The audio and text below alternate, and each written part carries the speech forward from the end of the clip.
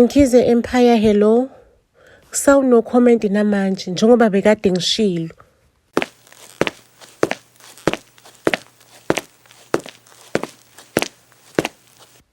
Ngiyabonga mntanami ukuthi ufike bengakubhekile nje nezi.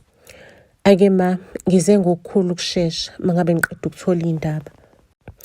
Ngizocela ukuthi sithole iprivacy mntanami ukuze ngikwazi ukuthi ngixoxele yonke into A to Z.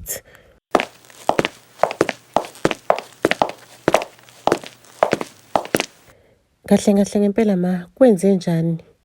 Mina ngisola yena uMpho lo ukuthi uMpho uyena ophambaphambanisa izinto. Ukuthi kanjani angazi futhi angi-understand.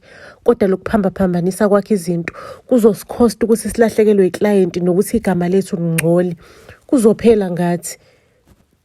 Uthini uSine yena ngayo yonke lento le because i-document yafikela kuyena. uSine uthi yena wa-receive i-document. Wasayinisa yena uMpho ukuthi le document uyitholile. Waseyamnikeza uMpho le document. Mina mangicabanga ukuthi mhlambe kuzomela simlalele kahle uSine asichazele udaba alibeke lonke etafuleni mase si-involve ama-lawyer wethu. Mhlambe yona excuse singahamba siyise clientini leyo. Nganjani mntanami ukuthi mhlambe uSine simbuze namhlanje kwisidlo sakusihlo ukuthi kwenzakalana sibekise kahle udaba siphinde sil-analyze futhi.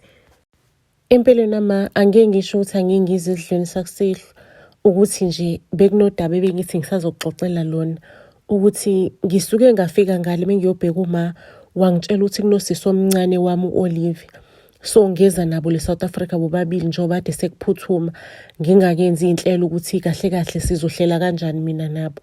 So nje ngibashiye ehhotela ngizodlula kubona ukuthi ngiba-check ukuthi banjani ibaphethe kanjani eSouth Africa mase ngiyeza-ke ma esidlweni sakusihlo le ndaba lesizoyisolve once and for all. Ayi Rihanna mntanami asikho isidingo sokuthi labantu laba baze bahlale lapha emahoteleni likhona ikhaya. Phela kusekhaya laphaya. Mina ngizokhuluma nobaba wakho ngimtshela ukuthi kunesimo esinjengalesi. Buyisa uma wakho nodadewenu. Ihlobo zakho, ihlobo zethu Rihanna angenze ngikuvumele nje konke lokho ukuthi kwenzakala. Kumele uhlaliseke ube sekhaya sibe sonke sibe ndawonye sikwazi ukusolva yonke le nkanakana.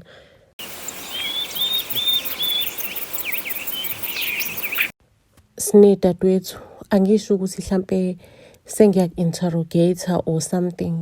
Kodwa ngifuna uku-understand ngenkathi unikeza uMpho i-document kwenzakalani. Sisi mina le ndaba kaMpho iyangidina because ngamsayinisa i-document ukuthi uyireceive. Ngaseke ngenza i-copy ngamnikeza i-copy and mina ngagcina i-original. Ikuphi Sinele original? Ikhona e-ofisini kuma-correspondence file. Ngizocela ukuthi usinikeze yona kusasa sibone ukuthi mhlambe uphando lethu singaliqhubeka kanjani as soon as sireceive le document. Angiyiboni-ke mina inkinga lapho. Kodwa-ke kusasa ekuseni angeke ngifike ekuseni ngizofika nje after 10 because ngine-meeting enginayo very early in the morning. Ake ziyasha-ke dadewethu yazi nganethemba lincane nje ukuthi yonke le nkanankana sokwazi ukuyisolve, sokwazi ukuthola iqiniso, sikwazi ukubhula lo mlilo. Maka Rihanna kanye nawe mntanami Olivia ngiyaxolisa ukuthi nifike siphakathi naphakathi kwayo yonke le nkanankana singabe sisanamukela kahle ngendlela ekumele engabe namukelwa ngayo. So siyanamukela lekhaya ningakhululeka nje kusekhaya la. Siyabonga kakhulu Nkosi yami, Nkosikazi uMkhize. Umusa wakho unomusa ngempela. Siyabonga kakhulu nje ukuthi nizivulele izandla mina nendodakazi yami.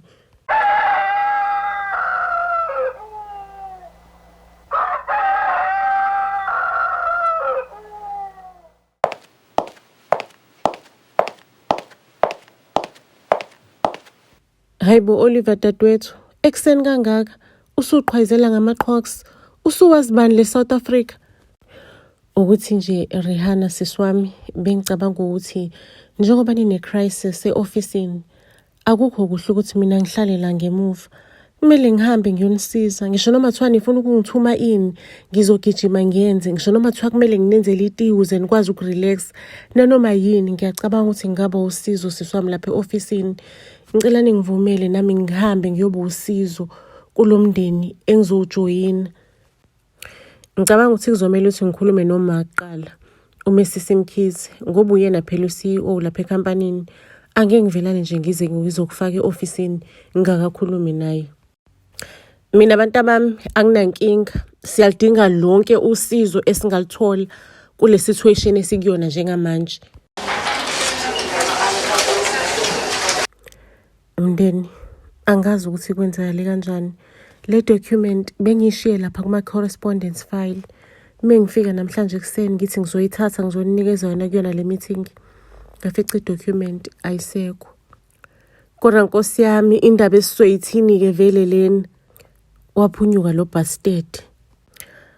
Bengicabanga ukuthi mhlampe sibuze ummeli ukuthi ngenkathi ngenza amakhophi ngayiskena futhi ngayi-emailela yona kwi-email yebhizinisi ne-email yami personal ngaphinde ngayifaka nasefonini. Ngifuna simbuze ukuthi i-scan mhlampe singakwazi ukusebenza. Sisi ngizocela ukuthi ungisendele sona leso scan njengamanje singaze sinyuse ama-hopes wethu kanti labo doti laba sebesidilithile kwasona le scan le document la uyiskene khona.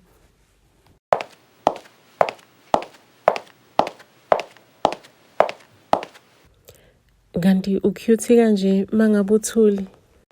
Umpho aphendula u-Olivia athi ungixolele sisi angiyidlaleli lo team.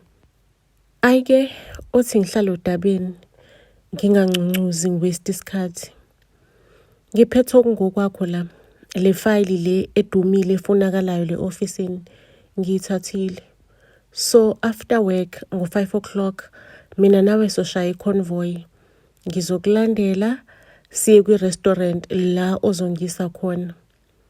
Ufike-ke ushaya amaphepha phansi nami ngikunikeze ngokwakho ukuthi you straight the document or wenza kanjani.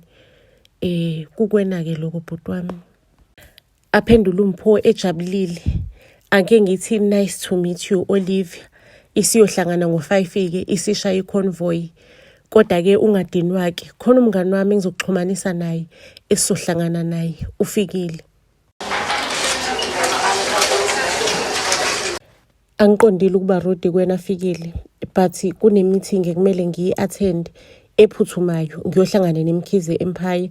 Ngizocela ukuthi esizokhuluma kusheshe nje uzame ukuthi usqueeze in ku-5 minutes.